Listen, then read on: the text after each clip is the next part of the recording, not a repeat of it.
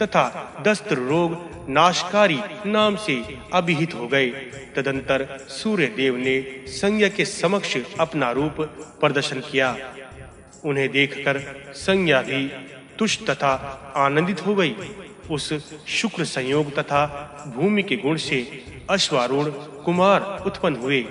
सूर्य देव का जो रेत जहाँ गिरा था वहाँ जगत में रेवत नाम से प्रसिद्ध हो गया तथा वह चतुर्दश भुवन में नित्य पूजित हो गया। वसुमती से धावन गमन तथा संयमन के कारण मनु यम तथा यमी सावरणी शनि ग्रह तप्ती अश्वनी कुमार द्वै तथा रेवंत ये सब रवि के पुत्र गण हुए।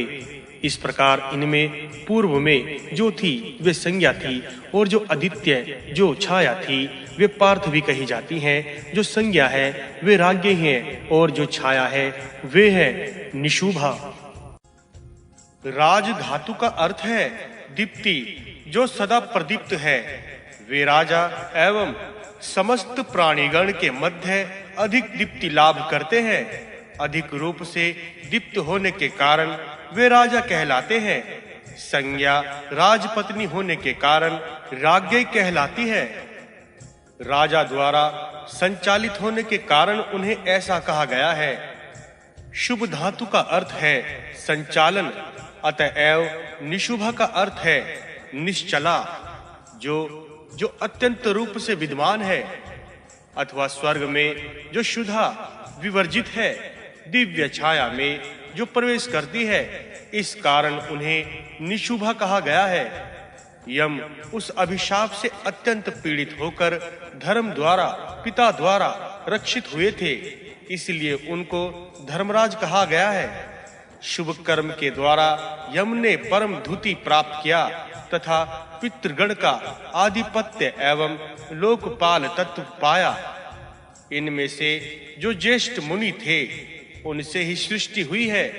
उनसे ईश्वांकु वंश प्रादुर्भाव हुआ। उसी वंश में महाराज बृहद्वल ने जन्म लिया था। उनमें जो कनिष्ठा यशस्वनी कन्या यमी थी वे लोक पावनी श्रेष्ठ नदी यमुना हुई।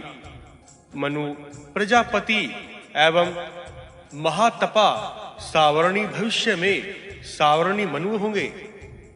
उनके भ्राता शनिश्चर ने मेरु पृष्ठ पर तपस्या करके ग्रह तत्व प्राप्त किया था।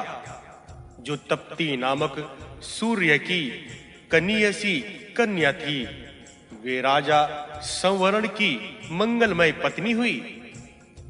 तप्ती नामक जो नदी विंध्या पर्वत के पाद देश से निकलती है वे मार्तंड नया नित्य पुण्य सलीला तथा स्नान द्वारा मंगलदात्री है। अश्वनी कुमार द्वय देव वे तत्व लाभ करके यशस्वी हो गए। उनका कर्म इस जगत के कुशल चिकित्सक गण ग्रहण करके जीवन यापन करते हैं। रेवंत नामक रूप में अतुलनीय जो सूर्य पुत्र हैं वे सात्विक तथा पवित्र कारक है। वे शीघ्र प्रसन्न होते हैं। जो मंगल पूर्ण ध्यान करते हैं तथा कहीं जाते समय इनका ध्यान करते हैं वे मर्त्य गण के पृथ्वी के यथेच्छ सुख प्रसन्नता पाते हैं। जो इन देवता के जन्म वृत्तांत को सुनते हैं अथवा पाठ करते हैं वे सभी पुत्र गण की तेजस कृपा वृद्धि को प्राप्त करते हैं एवं विपत्ति से मुक्त होकर महान फल पाते हैं। 12वां अध्याय प्रारंभ। सांब उवाच। सांब कहते हैं सूर्य के शरीर के मसृणता संपादन के विषय में आपने संक्षेप में कहा है, मैं विस्तार से सुनना चाहता हूँ। हे सुव्रत मुझसे कहिए। नारद उवाच। नारद कहते हैं, हे यदुनंदन सांब, संज्ञा के पितृगृह चले जाने पर भास्कर चिंता करने लगे। संज्ञा मुझे रूपवान देखना चाहती है। पिता के घर पर वह यशस्वनी तप कर रही है, अतएव मैं उसका मनोरथ पूर्ण करूंगा। इस अवसर पर ब्रह्मा वहां आकर मधुर भाषा में प्रीतिकर वाक्यों द्वारा सूर्य से इस प्रकार कहने लगे, तुम देवगण के आदि देव हो, यह मैं स्वयं जानता हूँ। तुम्हारे ससुर विश्वकर्मा तुम्हारे रूप का परिवर्तन कर देंगे, अर्थात काट छाट कर मसृण तथा सुश्रीक कर देंगे। तदंतर ब्रह्मा ने रवि से ऐसा कहने के उपरांत विश्वकर्मा से कहा, तुम मार्तंड को शोभन रूप से युक्त कर दो।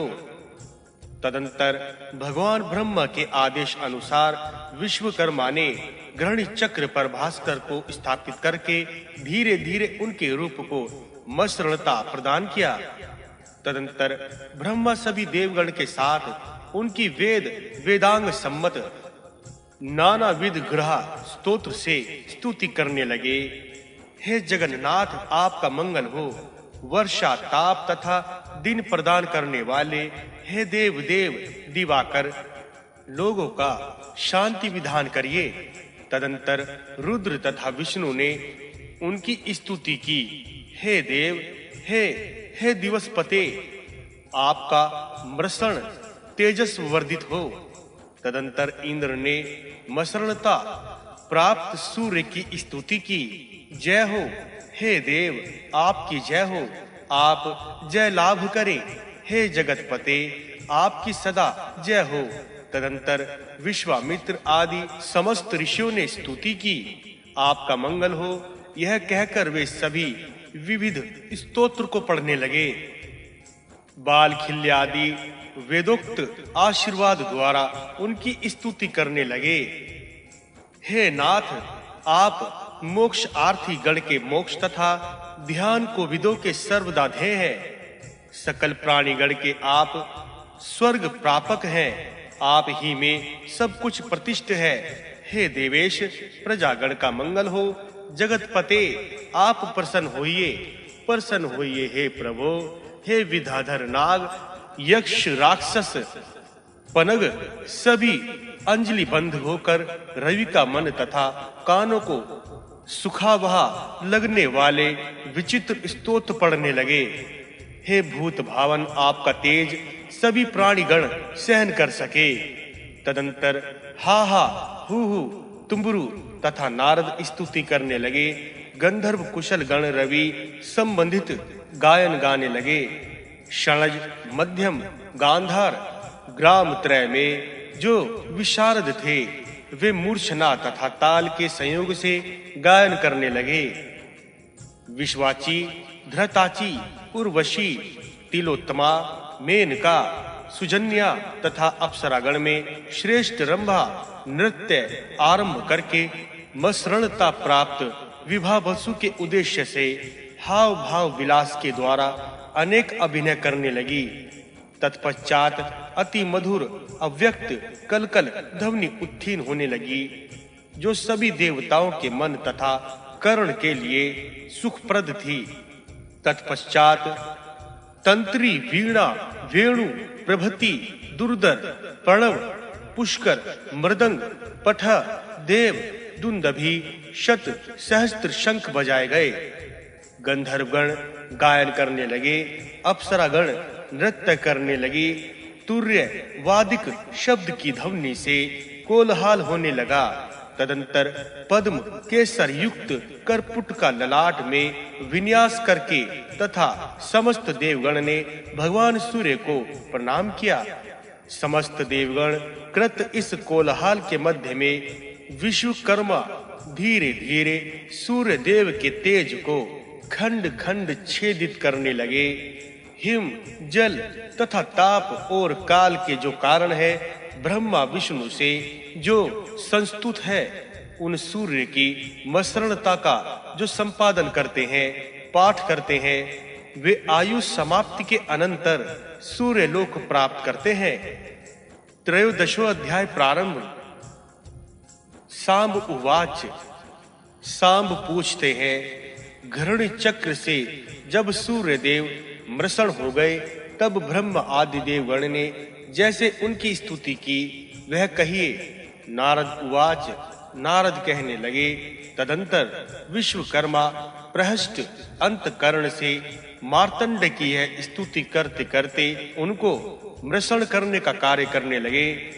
विश्वकर्मा कहते हैं, जिनकी अनुकंपा प्रणत जनों के लिए रहती है, मनुगण के साथ जो 41